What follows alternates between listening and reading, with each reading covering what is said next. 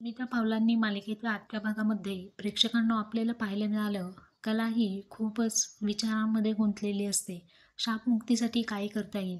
जेव्हा अद्वैत रूममध्ये येतो, तेव्हा ती अद्वैतला म्हणते, की चांदेकर, मी खूप विचार केला. त्यानंतर मला असं जाणवलं, की आपल्या आधीच्या पिढी ज्या आहेत, त्यांचे संसार आधी सुखरूप झाले, तरच आपले संसार सुखरूप होतील. म्हणजे सरोज मॅडम, रजनी मॅडम आणि रोहिणी मॅडम ह्यांचे संसार सुखरूप व्हावेत, त्यानंतरच आपले संसार सुखरूप होतील. मला असं वाटतंय की मोठ्या म्हणून सरोज मॅडम यांचा संसार मार्गी लागावा. तर त्यासाठी तुझ्या बाबांना आपण परत बोलूयात का?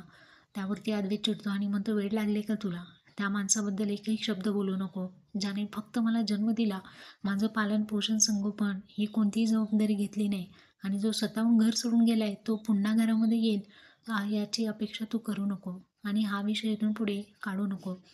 त्यांच्यामध्ये कधीच बदल होणार नाही.